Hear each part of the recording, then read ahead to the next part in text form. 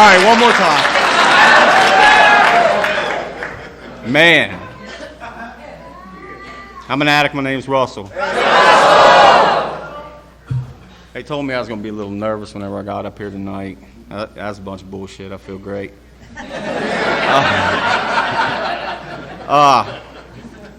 Man, it's a blessing to be up here, to be a part of Narcotics Anonymous, to be here with my family. Just to be able to get up here and do this, it's going to be a blessing for me. It's going to, hopefully I can reach somebody tonight and just share the message of experience, strength, and hope, and that, that any addict can stop using, lose the desire to use, and find a new way to live. Whew.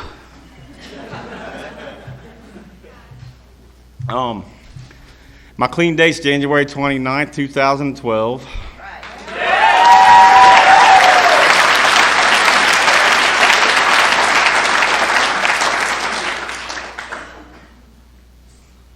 You guys are very compassionate with all that applause and shit. I was born in a little town on the other side of Randolph County. I was born in Elkins, but I'm from a little town called Mill Creek, West Virginia, on the other side of Randolph County. I was born into a family, that wasn't rich with monetary value, but as far as love and stuff, I was taught about that from my grandparents and stuff, from the beginning. My mother had me when she was 16 years old, and damn, I am a little nervous. My mom had me whenever she was 16 years old, and she's a young mother and things like that, and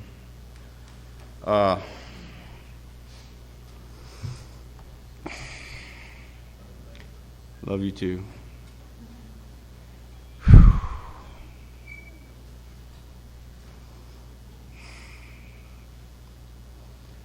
So I lived with my grandparents up until the time that I was about 3 years old, and my mom came and I'm having trouble with this, guys.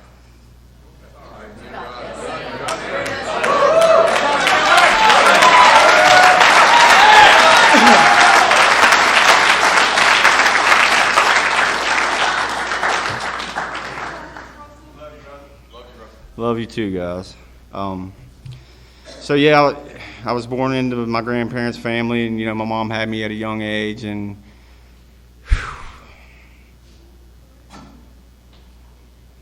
I know.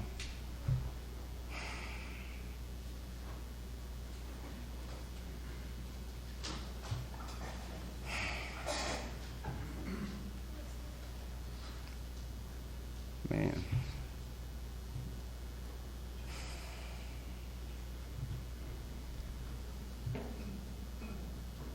I'm totally frozen up here.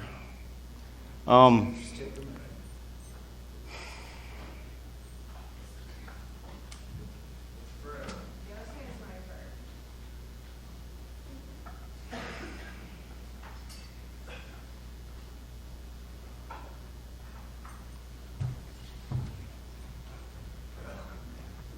you too, buddy. Yeah. Right. All right.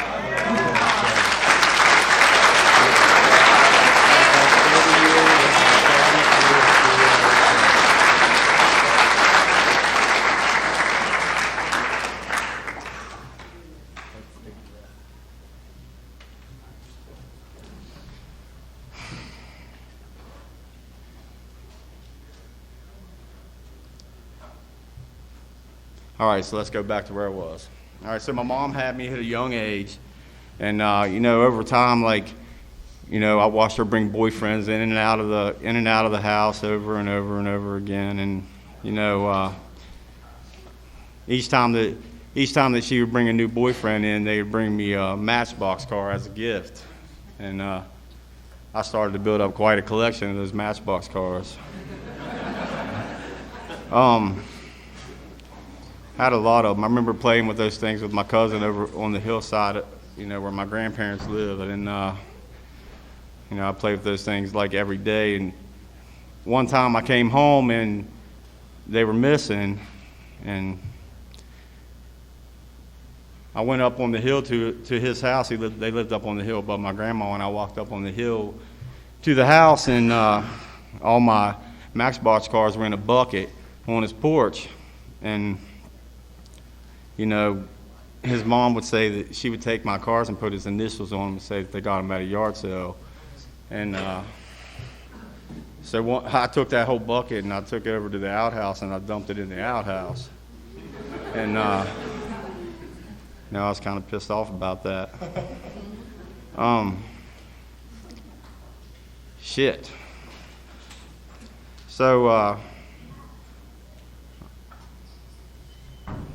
one day my mom shows up out of nowhere to my grandparents' house where I lived for the first 3 years of my life. And she decides that she's going to take me to a new place to live. And we moved to this little town, you know, called Beverly, West Virginia. And, you know, I get down there and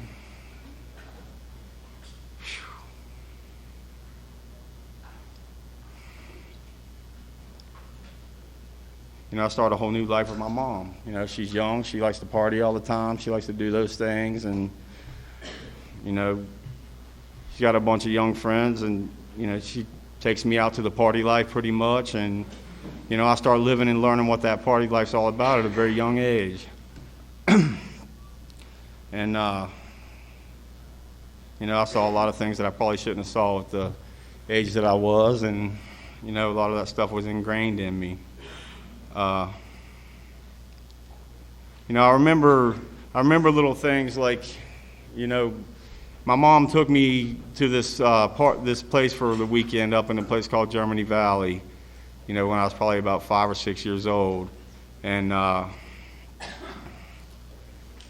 you know, like they were doing their thing. And like I remember being around the campfire at the end of the night, you know, with this guy, and he was, you know, had a 40-ounce beer bottle, and he was putting beer in the bottle, you know, for me and passing it around. And,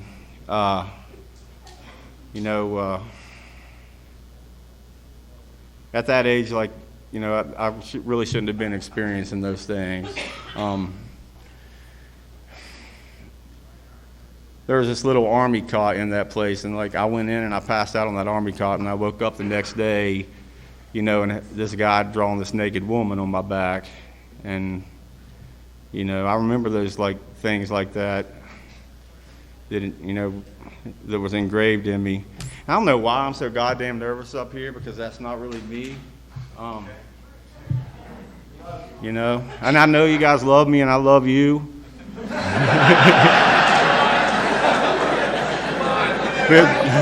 I've been trying to prepare for this shit all day and thought that I was good. And I'll come up here. I feel like I was talking to my sponsor and them about it, like fucking when Eminem goes up to like do the rap battle and fucking vomits all over his fucking shirt. You know? Yeah, but then he comes back and spits some fire, dog. He does. He does.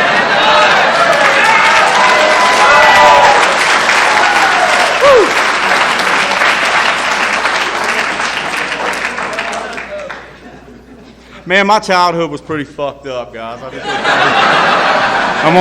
gonna lay that out to you like that. I always wanted a dad. My real daddy was never fucking around, you know. And my mom did her thing with all these different guys, trying to bring them in and out of my life, and you know, it fucked me up pretty good. When I was about 8 years old, she met this guy that had his shit together, and he had this business, and you know, everything was fucking great from the outside and looked so wonderful. And, you know, he played that part and did all those things, you know, showing her what a dad was. And, you know, she was like kind of looking for us. And, you know, they got together and they got married. And I thought I'd found a dad. And, you know, she got pregnant with my little sister. And they had her, and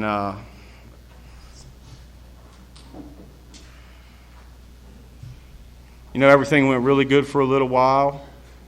And you know, I loved my little sister when she was born, and you know, that was like a blessing in my life, and you know, and something that I really loved her, man. And you know, like the guy started getting in trouble with the IRS and shit like that, and he started being abusive towards me and my mother, and you know, taking shit out on us, and you know, things like that. And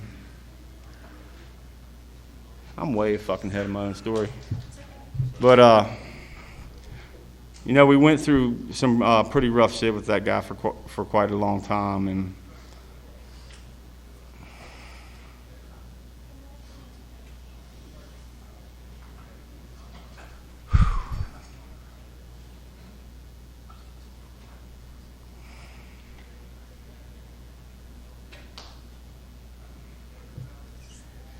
oh man. Thank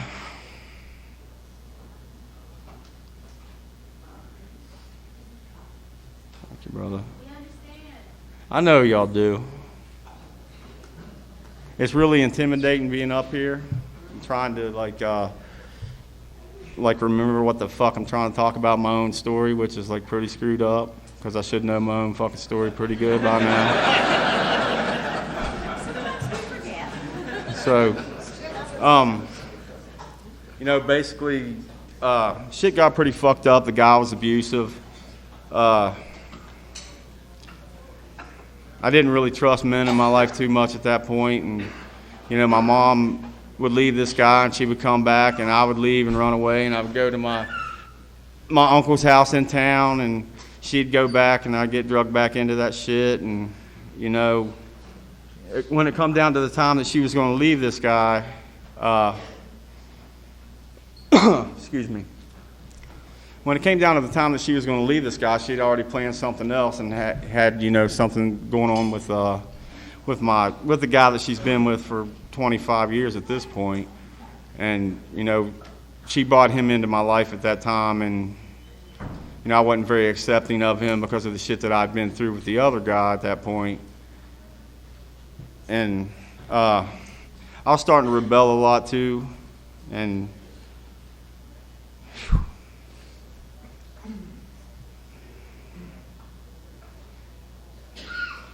you know, the guy's a really loving and caring man, and he took me and my mom into his life, and he built her a house, and you know, he had a store beside his house, you know, and I would go into the store like every morning before I would go to school, and I would steal cigarettes, and I would steal shit, and you know, so I wasn't doing very good by the guy at that time. And I'd go in and I'd steal shit off of him, and he'd try to make me fucking do work and shit after school, you know, shit like that, and trying to teach me, you know, responsibilities and shit, and I couldn't see nothing in that except for this other guy, you know, the stepdad that I had before, and I couldn't find the trust in him at that time that I needed to find. And I got up one morning, did my normal thing, went in, stole a pack of cigarettes, went to school, came home from school. He confronted me about going into stealing. Somebody had been, he had poker machines and shit in his store. You know, back at that time, you put money in the poker machines, and you could kind of like the shit that they have at the ones now, but it was a little different. And somebody had been stealing money out of the poker machines, and you know, and I'd been going in and robbing them every morning, and you know, taking shit from his store, so he automatically assumed that I was the guy that was stealing from the poker machines. And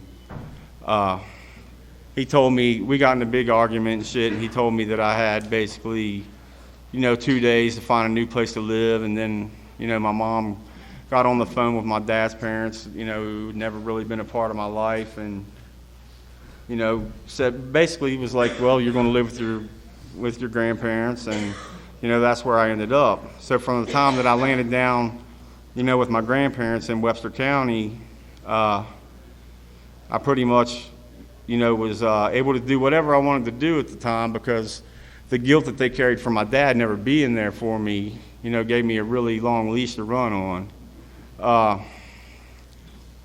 For anybody got any water?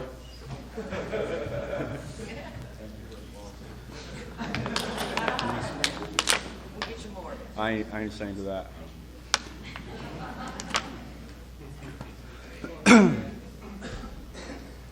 So for a really long time, for not a really long time, for a very short period of time, I tried to be a good kid.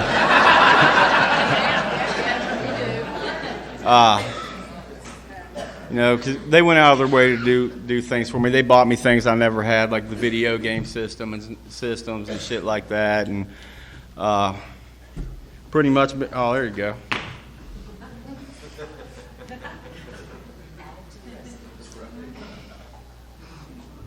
Pretty much spoiled me, you know, and I wasn't used to that kind of shit in my life. I was used to being the kid at the bottom that didn't get the things that he wanted, that, you know, that didn't get those kinds of things, and they gave me all those things, but, you know, I'm an addict, and that wasn't enough for me. I think that, like, from the shit that I'd been through up until that point that I didn't really share with you all too much because I got fucking blocked out on it. You know, from all the shit that I'd been through up to that point, you know, I'd pretty much like decided that I was my own man at the age of 13 and, you know, kind of went that route.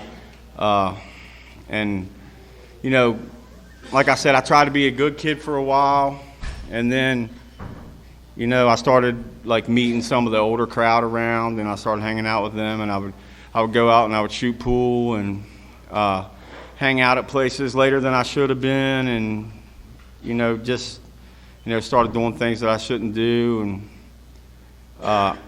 I met this girl, you know, story of my life. I met this girl whose dad, like, you know, messed around with that green leafy substance, you know, so I, like, found the best of both worlds. I found the girl, and then I found that shit that came with it, and I started using that stuff. And like I heard a guy share yesterday, like, from the first time that I started messing with that stuff, you know, like, everything that ever bothered me went away for that moment. So I'll continue to do that shit, you know, and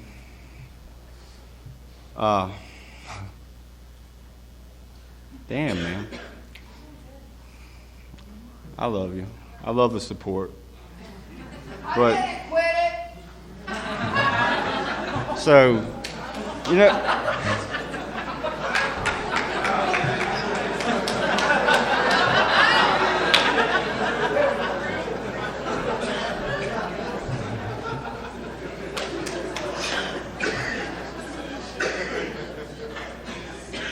basically, I continued to, like, fuck with shit like that, and I got out of control, and my grandparents couldn't really handle me, and, you know, I just kept going more and more, and, you know, I'll stay out later, and I'll stay out all night, and, you know,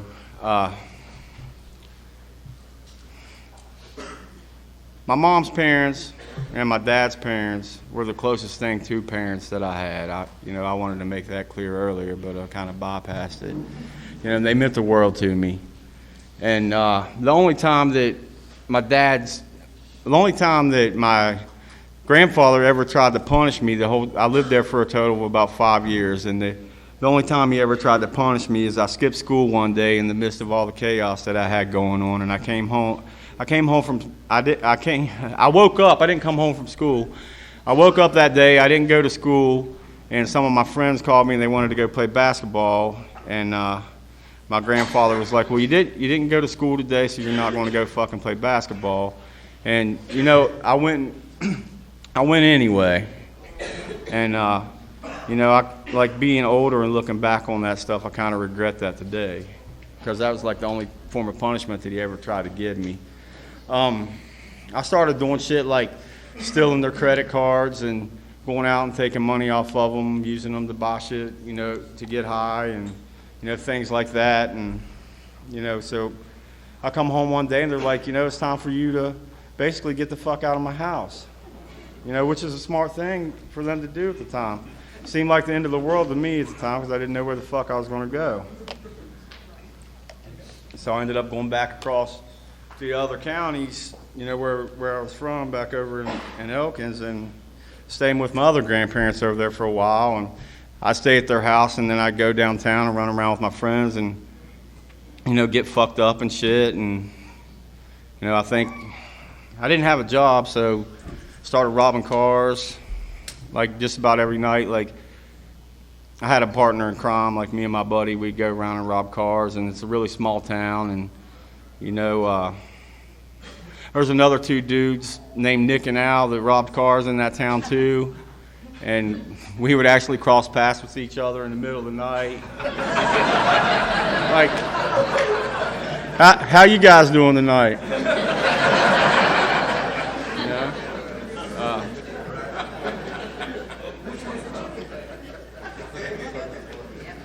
Oh, doing pretty good. You know, you guys doing all right? But yeah, you know, ways and means to get more. That's kind of where that kind of cycle started for me. Was like with breaking into cars and shit. And fucking crazy.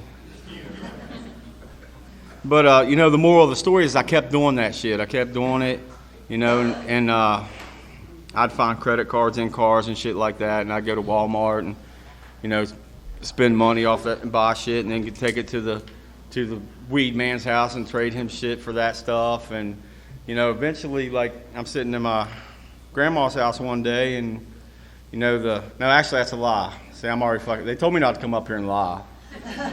But I was sitting at my aunt's house, and the cops pulled up and took me downtown and arrested me. First time I was ever arrested, just to tell you how old I am. So I got arrested, and they put me in the Randolph County Jail, and you're allowed to fuck smoke cigarettes in there. I was in there for 12 miserable fucking hours, and it seemed like eternity.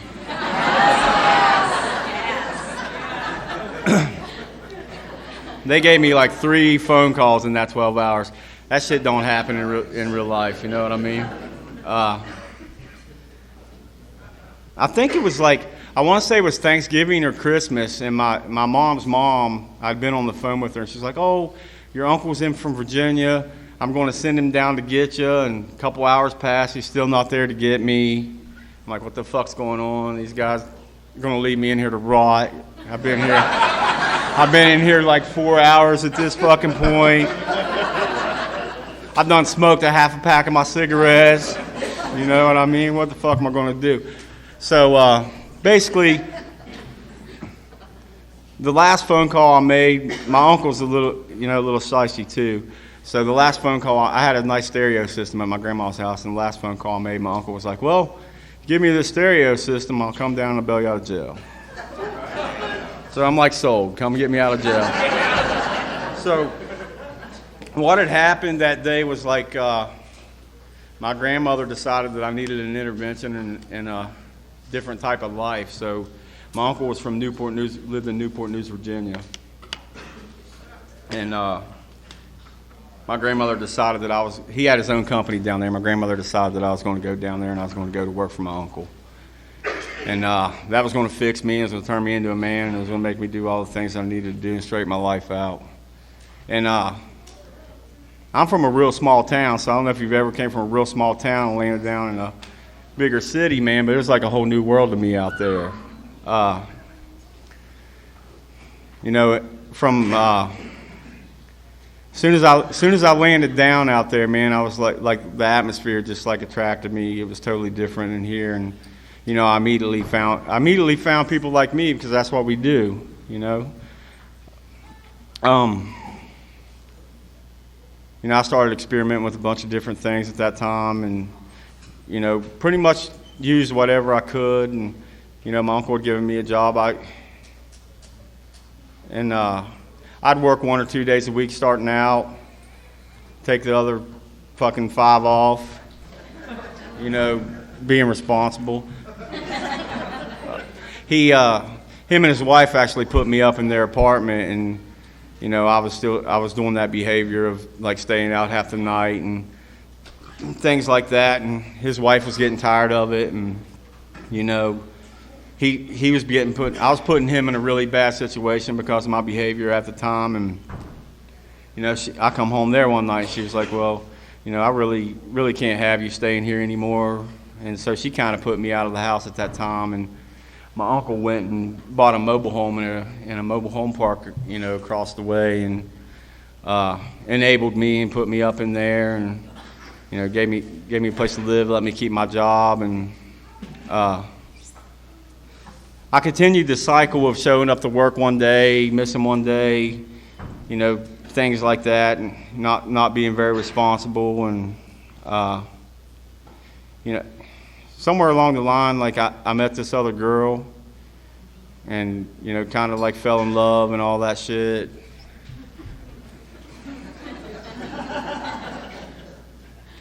That is a recurring theme in my life. But, no, I met this girl and kind of fell in love and shit. But now I ended up getting this girl pregnant. And, you know, when my daughter was born, we talk about spiritual awakenings in here and shit. And, like, I didn't really know what that was when I got back to Narcotics Anonymous. And, you know, I did a little bit of work on myself. And I realized, like, the day that my daughter was born, that was, like, the first time that I ever had a spiritual awakening. And, like a God of my understanding talked to me that day. And, you know, it was like one of the biggest blessings that I'd ever had in my life the day that she was born. And I made that talk. I had that talk with God, and I told him, you know, I'm going to do everything that I can, you know, to be a man, to be responsible, to do what I have to do to make sure that this little girl has a good life. And I'm going to go to fucking work every day, and I'm going to, you know, do right by my boss, which was my uncle, and, you know, do the things that I have to do. And I think I meant that at the time that I made that commitment. And I started working every day. I started going to work every day, started, you know, doing the things I needed to do, buckling down. You know, to the point, about a year and a half, my uncle offered me, like, partnership in the company. And, you know, and that was going good. I started making, like, $1,000 a week, which is a lot of money for me, you know, at that time. And I was making, like, $1,000 a week, and things were going good. And this fucking thing right here.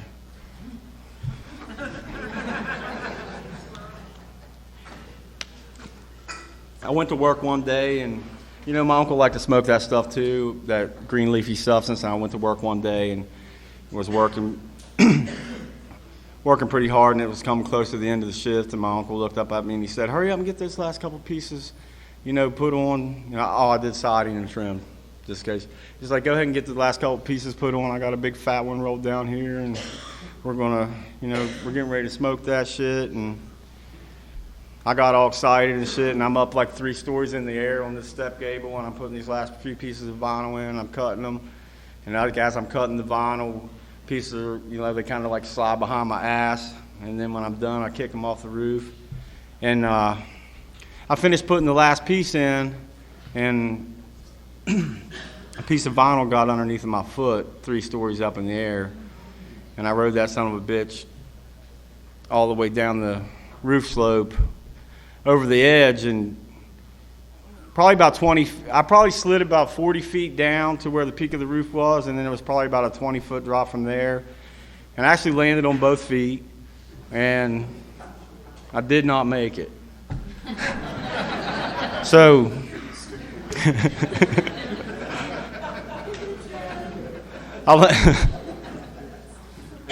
so I fell off the roof. I landed on both feet. My right foot crushed into about 13 pieces.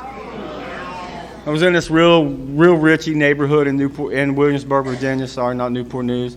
In Williamsburg, Virginia.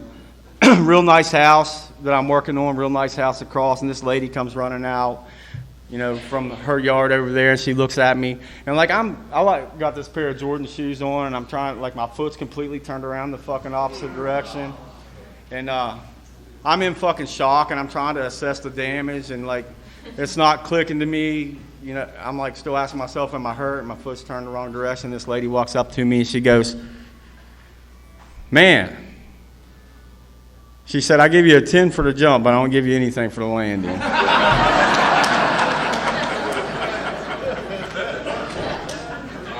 And I was like, that's pretty harsh, man. You know? And honestly, I think I'm like, what the fuck's your problem, bitch? Get the fuck away from me right now. Like, can't you see I'm fucking dying out here?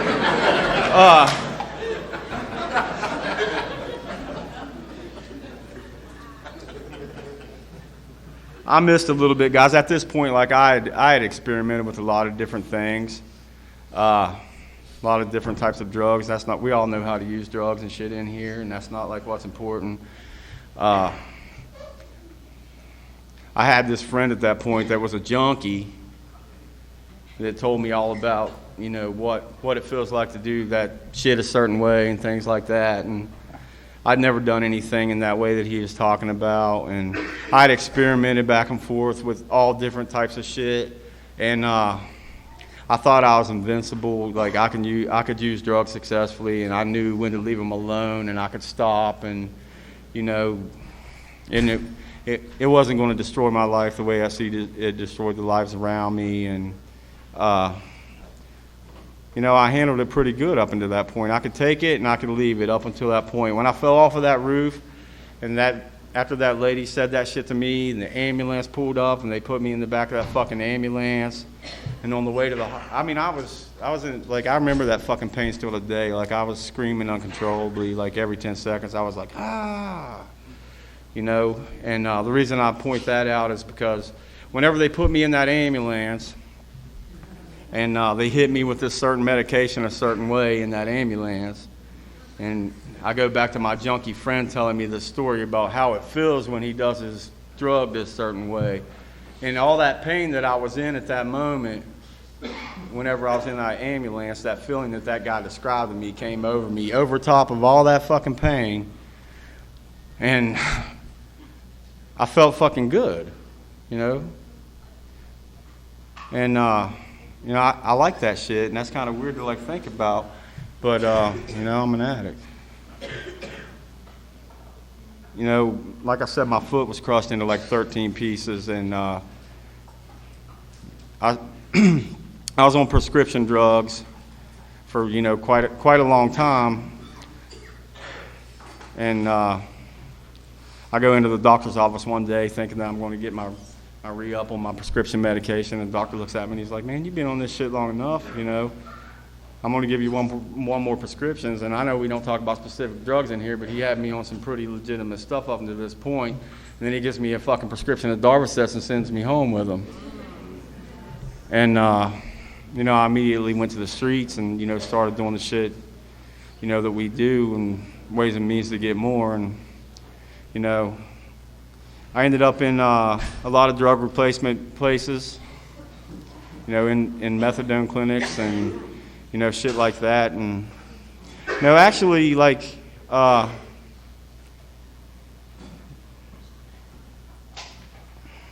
first drug replacement place that I was ever into actually introduced me to Narcotics Anonymous, because I was going there, and they said that if I was going there, that I couldn't keep doing all this other shit that I was doing outside of there. And, you know, I didn't stop, so I'd go in, they'd give me a piss test, and I'd fail the piss test, and they 3, 4, 5, 6 strikes of that, finally they were like, well, hey, man, we keep warning you about this, so we're going to make you go to a Narcotics Anonymous meeting.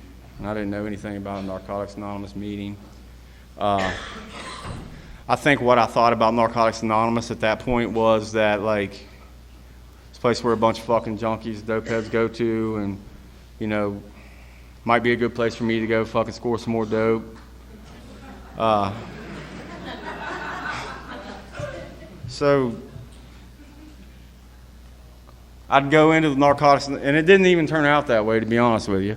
I went to the first couple Narcotics Anonymous meetings that I went to.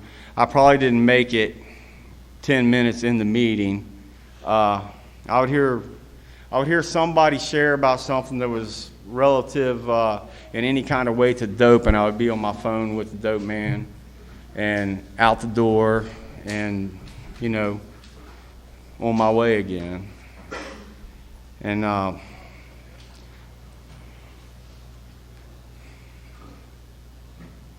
left out many pieces of this story.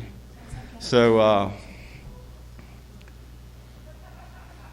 you know, from the accident, I'd received a workman's comp check, you know, from that accident, and started my own business, you know, doing siding and trim, and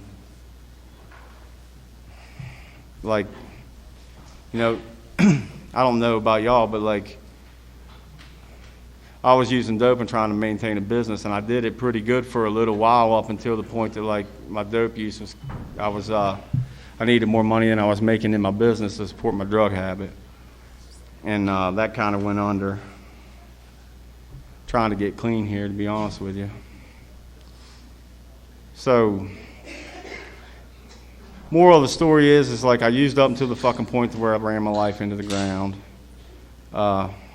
Again, you know, all in the same week, you know.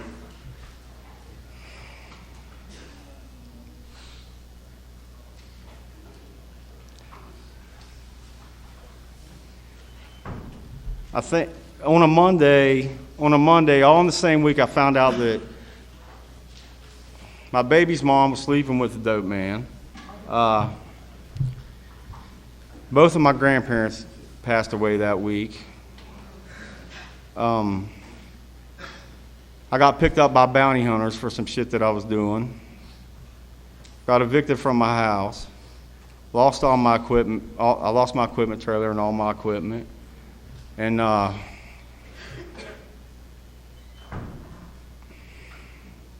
should that, you know, you'd think that'd be bottom enough for somebody.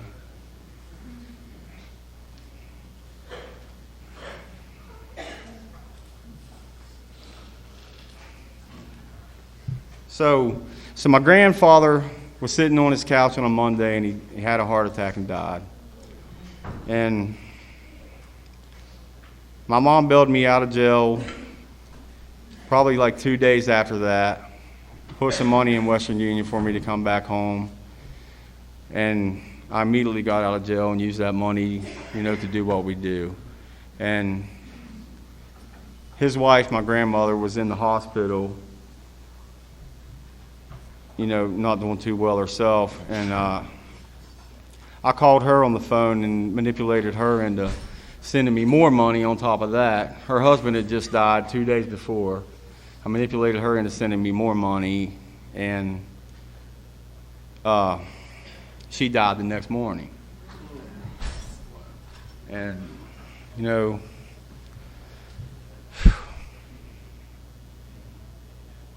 those were like my parents, man, and, you know, I just kept fucking using through that shit.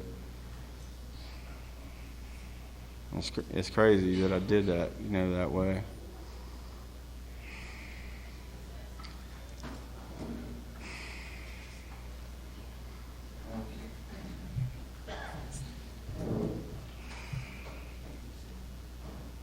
So basically, after that happened, my mom sent me some more money to come home for the funeral.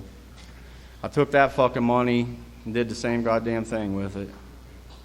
And eventually my uncle picked me up and took me back to his house, which was in Hopewell up by Richmond at that time. And, you know, I decided that I was just going to leave everything that I had down there behind.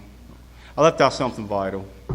So during all that shit going down, I didn't even tell you that my son was born. So I had a son with this girl too. And, you know, my daughter was 3 at the time, my son was 1. And when all that shit went down and I went to jail and got picked up by bounty hunters, the mother was going wild too. And I had to send my kids to West Virginia to my dad's that had never been there. You know, he actually stepped up at that point and, you know, took my kids in. And, you know, I decided that at that point when my uncle came and picked me up after that I was going to come back to West Virginia and I was going to do a geographical change and I was going to get my life together and, you know, everything was going to be fine. And I came back up here. Came back up to Elkins and still hanging out with the same type of people. My uncles that use and shit like that. And I stayed clean for about 30 days on sure willpower alone. And, you know, but as I'm staying clean for those 30 days, people were giving me shit. I'm putting it in my pocket and saving it. And, you know, eventually that went south and shit. And, you know, I was back to the races and using again. And in the midst of doing that, you know, I got mixed up with this other girl, got her pregnant.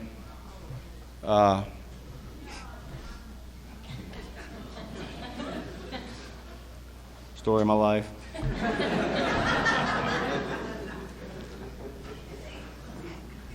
So I got mixed up with this girl that I didn't have any feelings for. I was just lonely. I was by myself. I was fucking using. I met this girl, got her pregnant, fucking I was going to the methadone clinic up in Clarksburg, West Virginia, and doing my same old behaviors, fucking going in there, pushing their limits until the point to where they kicked me out, and at the same time that my daughter was born premature because the mother was still using, she was born premature down here. She was born in Clarksburg, and they shipped her immediately to Morgantown. And I'd gotten kicked out of that clinic up there in Clarksburg at that time, and immediately upon that, they were opening one down here in Morgantown. So I kind of decided that my life was going to shift down to Morgantown, West Virginia, and I went into drug replacement in Morgantown, West Virginia, and I got an apartment and maintained that shit for a little while, and just kept on doing the same shit that I was doing. To the point to where eviction was coming up and, things like that. And,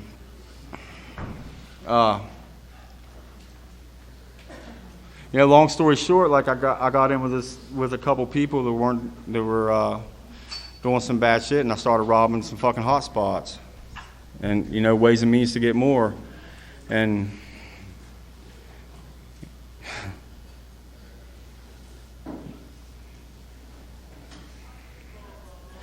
yeah, so, basically, I was just trying to maintain. Shit was getting really fucking bad for me, and I started doing some shit that was out of character for me, shit that I wouldn't normally do.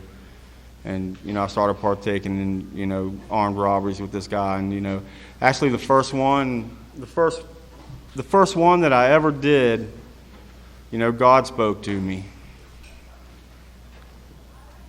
It was my job that night to get into the door of the place, and the guy was going to come around me, and he was going to come in with a gun and do what he did, and I was going to get all the cell phones and all that shit, and I got into the door. They buzzed me into the door, and I got in there, and I heard this voice in my head, and it said, basically, it said it's over, and I was like, what's over? I haven't even fucking done anything yet. I'm inside the door's shut, the guy's still outside, and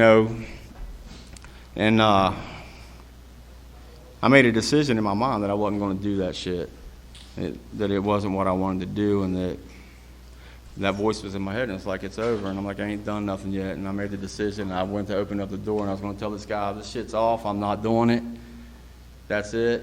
I opened up the door, and he was around me so fucking fast, and I was right back into character, and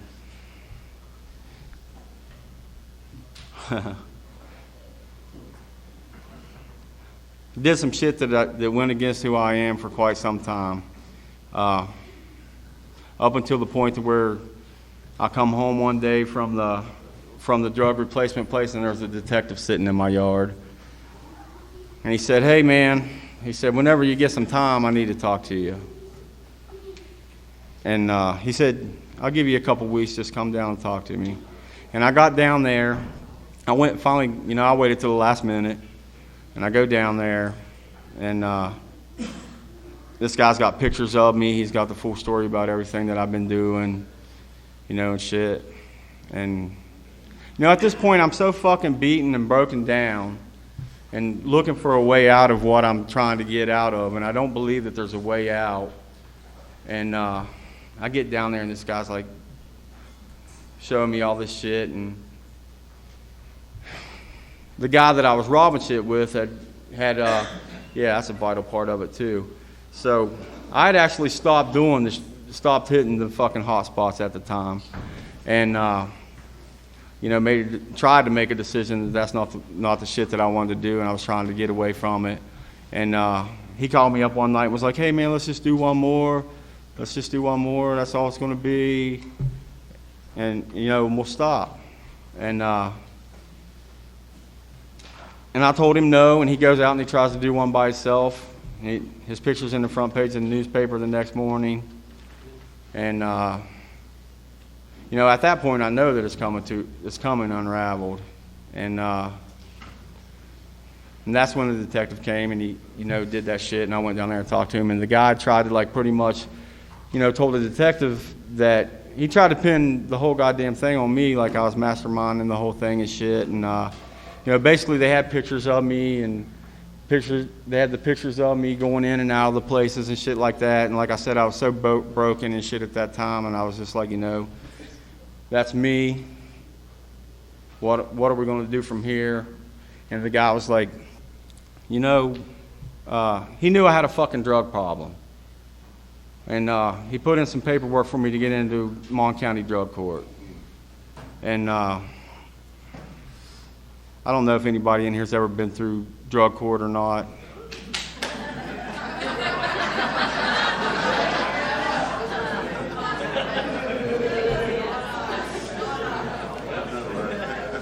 I actually see a couple people in here that I know from drug court.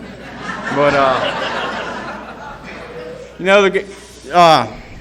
he didn't want to fry me. He wanted to help me. He was the first guy in a fucking very long time that extended out a hand to help me. And, he got me placed in this fucking drug court program. And, I took that shit seriously. And I went in there and I did the shit that I had to do. And they reintroduced me to Narcotics Anonymous. And like the guy shared last night, they gave me a fucking paper that I had to have fucking signed when I came in here. And it kept me coming back. And, when I got here the last time, I was still coming off that drug replacement program when I entered into drug court. And they put me on a detox program, and I had to detox so many days, and I had to go to Narcotics Anonymous. And I'm in here, and I'm looking at you guys, and, I'm seeing how happy you are. And I wanted to be there, really bad. I wanted to be on that side of the fence. But I still couldn't stop fucking using. The detox that I was going through at the time, on paper I was coming down. In real life I was fucking using somebody else's medication and staying the exact same place that I was.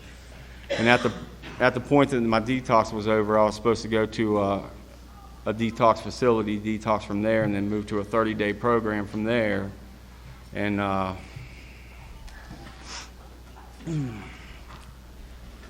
at the point that I went to the detox, I went to John D. Good. I don't know if y'all ever heard of that place either. But I went to John D. Good in Preston County for my detox. And I was still on the same amount of shit that I was when I went in there. So my mom drove me up.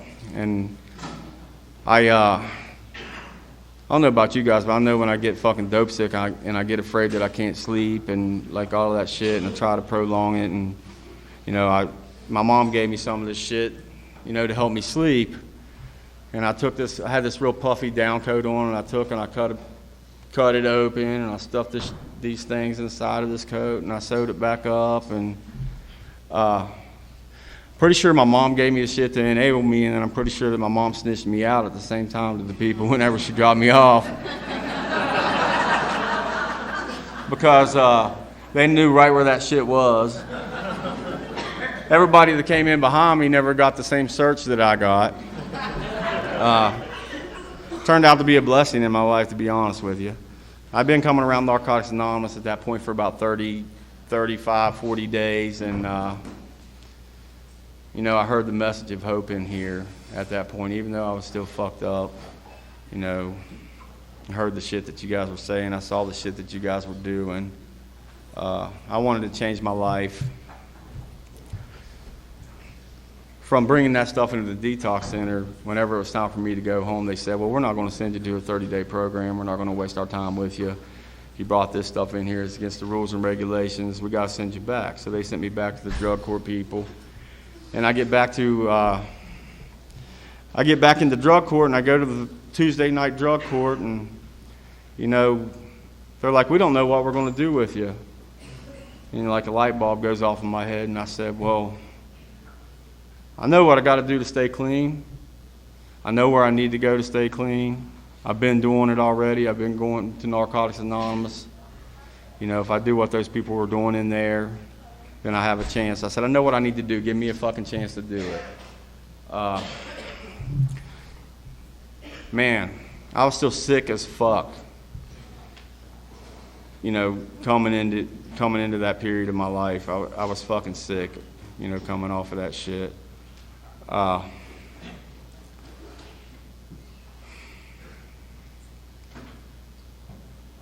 I came into Narcotics Anonymous, I decided that I wanted to fucking have a new way of life, and that if I wanted to have a new way of life, that I was going to sit down, shut the fuck up, and listen and do what you guys were doing. The first thing that I had to do was not put a fucking drug in my body, and I started doing that. And you guys told me to get a fucking sponsor, and I got a fucking sponsor. And I started working steps with the sponsor. And I was doing all the shit that I needed to do for the other program. You know, I did the community service. I fucking, you know, all of that kind of shit. You know, I did what I was supposed to do. I'm still fucking stumbling over my own shit. But, so basically, I came in here and I did what the fuck I needed to do. I got the sponsor. I started working steps and taking a look at myself. You know, which wasn't fucking easy shit for me to do. I successfully graduated the fucking drug court program in Mon County. I detoxed basically through Narcotics Anonymous. I stayed clean through Narcotics Anonymous. And, you know, I just fucking came in here and did what you guys told me to do and worked on myself.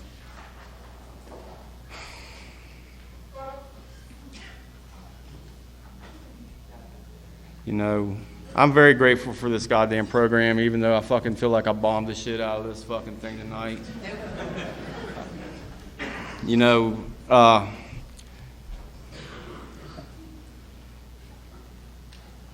it's not easy to get up here and stand up in front of a room full of fucking people and share, and I found that out the hard way.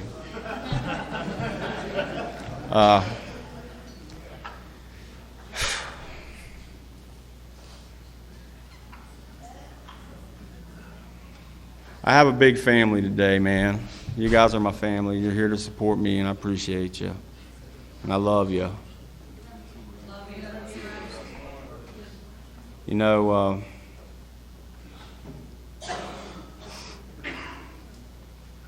the places that I've been in my life and the places that I'm at today in my life are like just extremely amazing. You know, whenever I got here, I'd lost all my fucking kids. You know,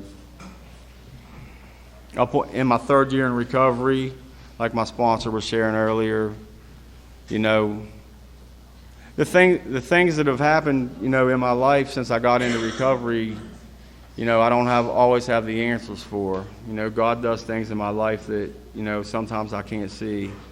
Whenever I ended the relationship with the girl that I met in active addiction when I came back to West Virginia the last time, you know, I was in the drug court, and I tried to lead by example for her in Narcotics Anonymous for about 2 years. And she was just continuing to use and to go on and do the things that she was doing, so I had to end that relationship. Upon end of that relationship, I still have my daughter that was born out of, you know, that came from that relationship. And I was working a job at the time at a restaurant where I was working night shifts. I was struggling, you know, trying to find a babysitter for her.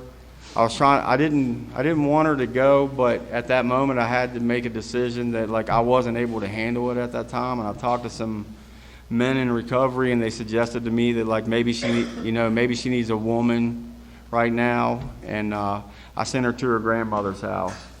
And my goal at that time was to continue to work on myself, to get my shit together, to get some money put together, and to bring her home, and you know, to get a place for her to live and to bring her home. You know, I went to stay with a friend of mine for the summer. I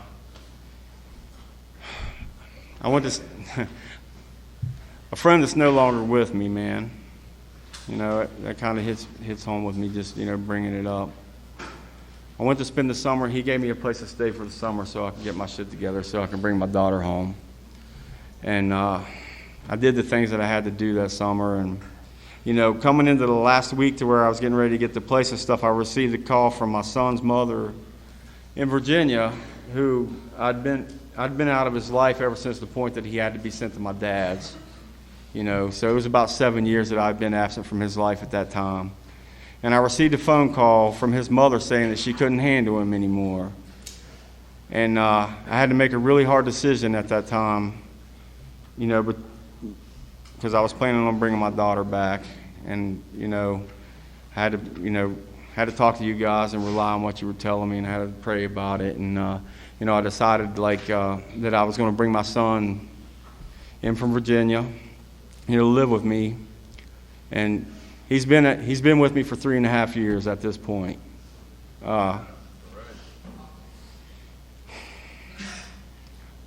Narcotics Anonymous has taught me how to be a father.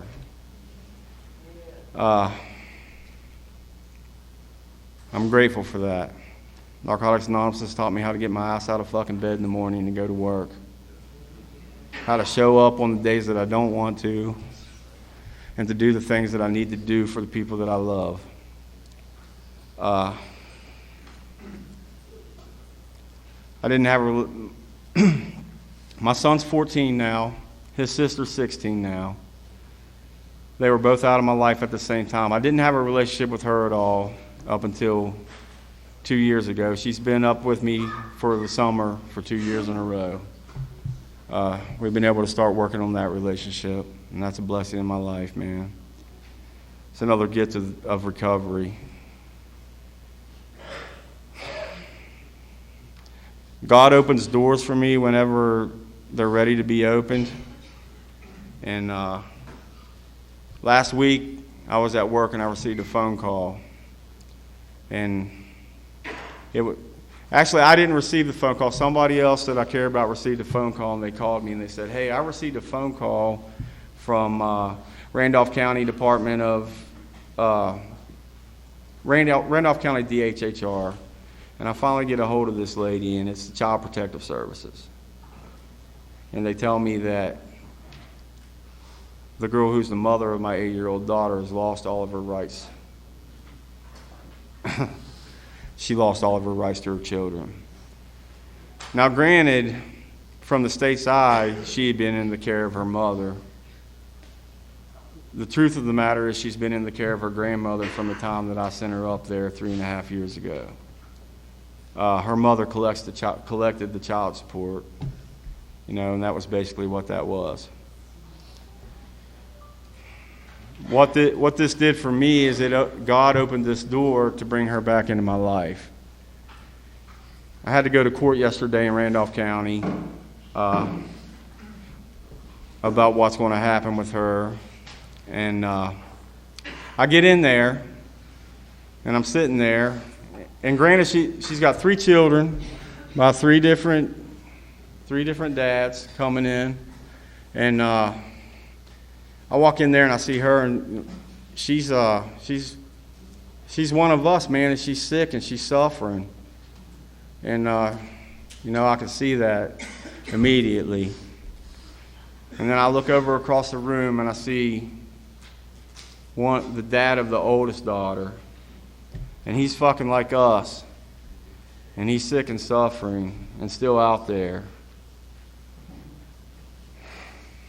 And look back in the fucking corner, and they open the door and they bring the other dad in, and he's in a goddamn orange jumpsuit, and he's shackled.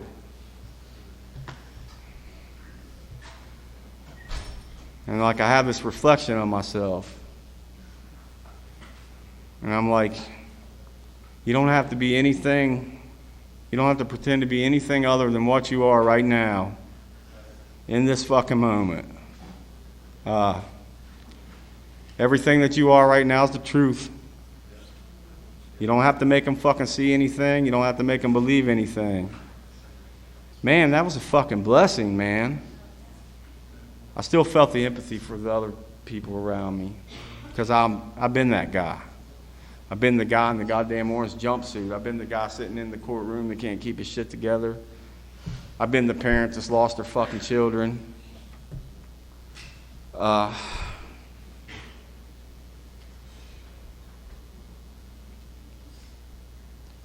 The grandmother's been getting sick, and she's been on oxygen, and my disease wanted to tell me to go in there and use that against her and be like, her health's not good. You just need to give me my fucking daughter now. Prayer and meditation told me that God opened this door and that this shit's going to move on his time and not mine.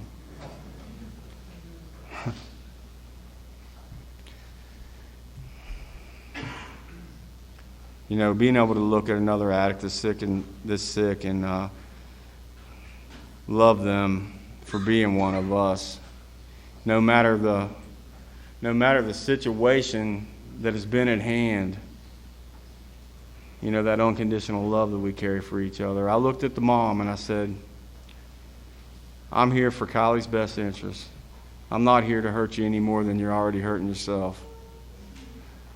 I said, you need to get some fucking help. I said, like, if I could fucking do it, you could fucking do it. You know? I didn't know that when a child case comes up, that all parents, like a child protective case opens up, all parents are immediately considered to be like a defendant, like they bring these charges against all of you at one time. And I get into this courtroom. There's 3 different baby dads. There's like fucking 4 different lawyers, and I'm sitting in there and. They got pages up on pages about these other guys, and they got this little tiny fucking paragraph about me, which was fucking different too, right? Usually, I take up all fucking 12 pages.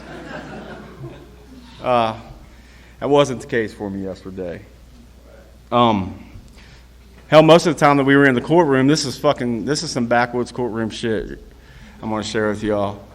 And I'm just sitting in there cool as a cucumber, like 5 feet away from the guy in shackles. Like, I'm good, you know. Like, I'm doing the fucking right thing today. I'm good. And I think I was in there for about 50 minutes. I think 45 of that minutes was them trying to figure out who was going to be lawyers for who, because all the other people in that room had already been represented by those fucking lawyers in multiple cases previously, which created conflicts of interest.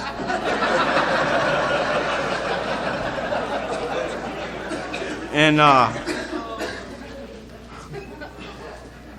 felt like I was up in the middle of a circus.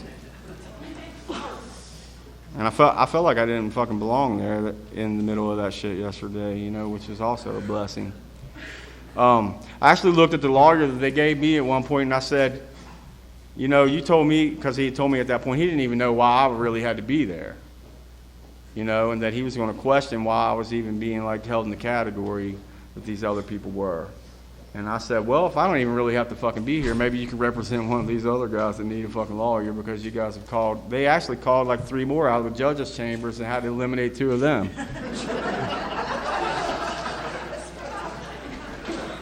I'm not going to drag this story out too much longer. So basically, it was called respondents, not defendants, so we were all respondents. So by the time it ended yesterday, they moved me to a non-respondent category, which is like on the good side of fucking things. And they said that I was a suitable placement for my daughter.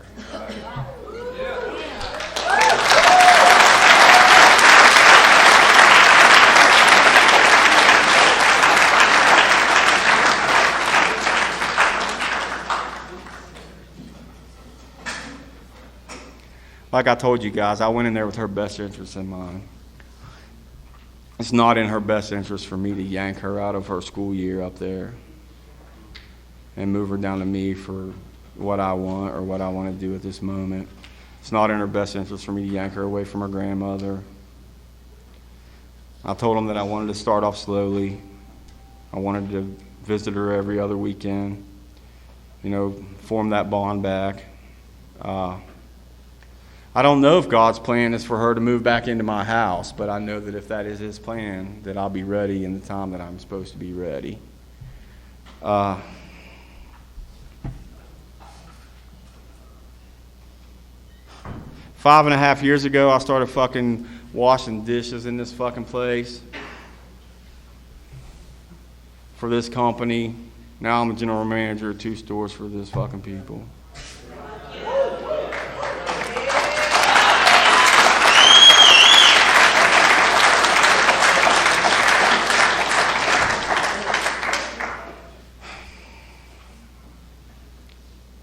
I might have got flustered through this thing, fucking guys, but I'm going to tell you this.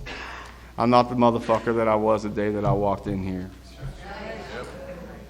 I'm not the guy that everybody looked, because we all have those fucking people, we see them walk in, we're like, that motherfucker's not going to make it. I was that guy. I looked like I was fucking dying. I didn't sleep through the night for 5 months after I started doing the right thing in here. You know? I sleep good now. Slept good last night in that bed over there. Pretty nice rooms.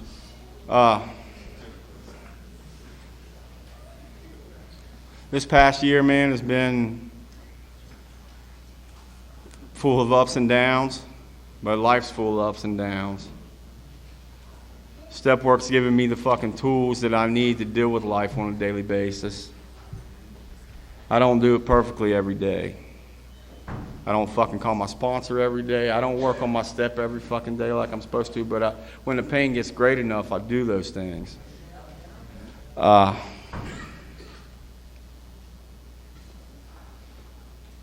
best friend used to come to these conventions with me. I really miss him. He was at the last fall convention. And pretty sure that he'd been clean for a couple years and he went back out. And he was at the last fall convention. I thought that we'd finally got him to come back in. And that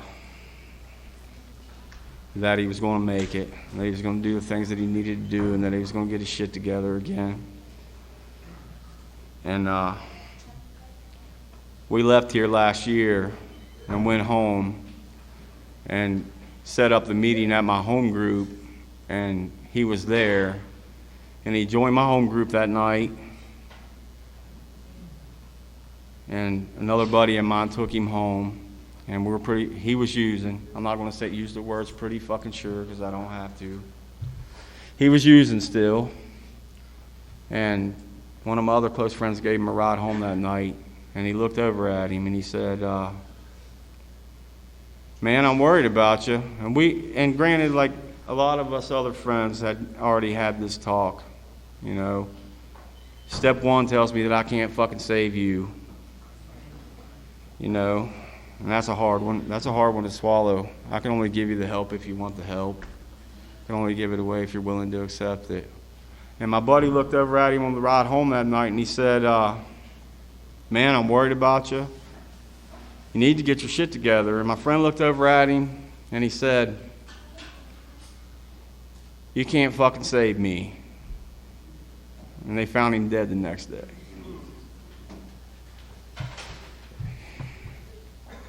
The reason that I'm bringing this up, man, is because I wanted to talk about him a little bit. He had the fucking biggest heart of anybody that I've ever met.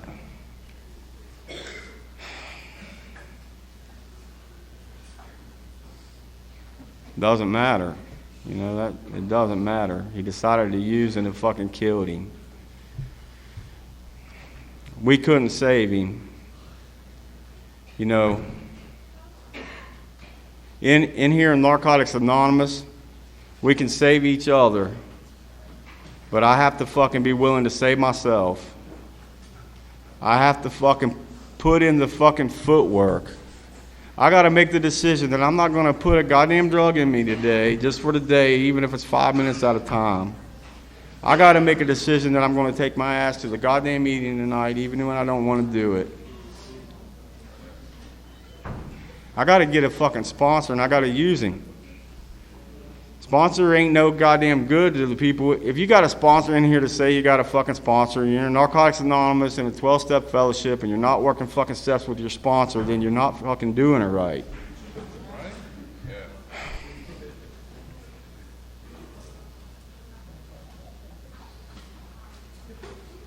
I don't want to see any more of my friends fucking go back out and die.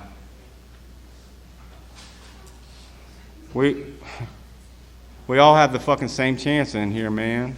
You know? If that big guy can get clean and stay clean, I can get clean and stay clean, man. You know, if this guy can do it, I can do it. You can do it.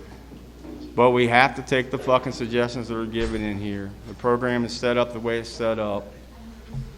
You know? I love you guys. Sorry if I fucked that shit up. That's all I got.